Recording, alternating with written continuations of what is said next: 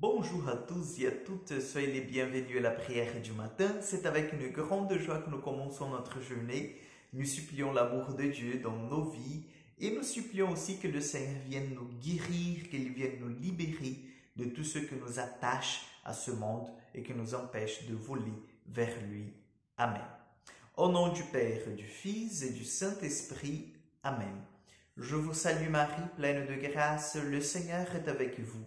Vous êtes bénie entre toutes les femmes, Jésus, le fruit de vos entrailles, est béni. Sainte Marie, Mère de Dieu, priez pour nous pauvres pécheurs, maintenant et à l'heure de notre mort. Amen.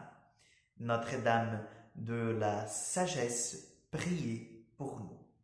Nous allons prendre l'évangile de Jean, chapitre 14, versets 7 au 14. En ce temps-là, Jésus disait à ses disciples, « Puisque vous me connaissez, vous connaîtrez aussi mon Père. Dès maintenant, vous le connaissez et vous l'avez vu. » Philippe lui dit, « Seigneur, montre-nous le Père, cela nous suffit. » Jésus lui répond, « Il y a si longtemps que je suis avec vous et tu ne me connais pas, Philippe. Celui qui m'a vu a vu le Père. Comment peux-tu dire, montre-nous le Père ? Tu ne crois donc pas que je suis dans le Père et que le Père est en moi? Les paroles que je vous ai dites, je ne les ai pas dites de moi-même. Le Père qui demeure en moi fait ses propres œuvres. Croyez en moi, je suis dans le Père et le Père est en moi. Si vous ne me croyez pas, croyez du moins à cause des œuvres elles-mêmes. Amen, amen, je vous le dis. Celui qui croit en moi fera les œuvres que je fais.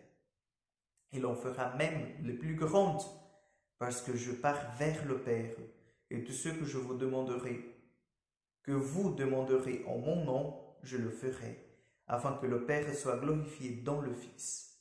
Quand vous me demanderez quelque chose en mon nom, moi, je le ferai. Acclamons la parole de Dieu. Chers frères et sœurs, aujourd'hui nous développons un peu plus cette lecture de l'Évangile où Jésus dit qu'il est dans le Père et que le Père est en lui. Et en même temps, là, le développement de cette lecture, c'est qu'il y a une bonne nouvelle.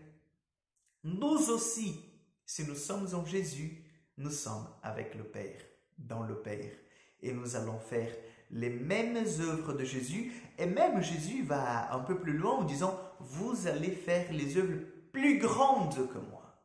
Pourquoi? Parce que je pars vers mon Père et je deviendrai un intercesseur. C'est moi en fait qui va demander au Père de vous donner la force. C'est moi qui demanderai au Père de vous concevoir en fait, de vous donner la puissance pour en fait les choses du royaume de Dieu. Donc, chers amis, aujourd'hui nous voyons que la mission de l'Église, elle est enracinée dans la mission divine.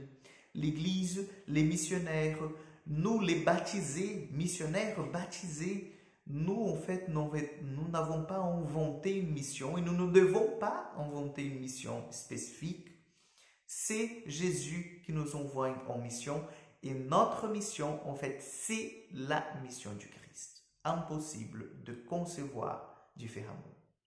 Donc oui, chers frères et sœurs, nous sommes de cette race élue, nous sommes ce peuple saint, nous sommes, chers frères et sœurs, ce peuple choisi que le Seigneur a mis, en fait, son amour et sa confiance.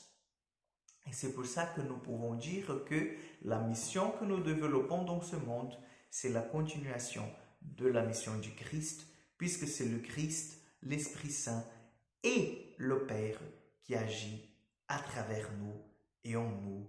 Amen. Le Seigneur soit avec vous, que Dieu Tout-Puissant vous bénisse et vous garde, le Père, le Fils et le Saint-Esprit. Amen. Bonne journée, que Dieu vous accompagne et à demain. Et à mardi, pour encore un moment de prière. Bon week-end à tous.